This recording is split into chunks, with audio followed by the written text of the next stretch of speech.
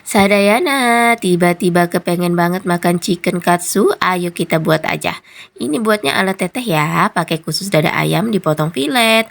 Lebih enak sih pakai paha ayam filet, lebih berlemak gitu, tapi ya sudah lah ya, yang ada aja.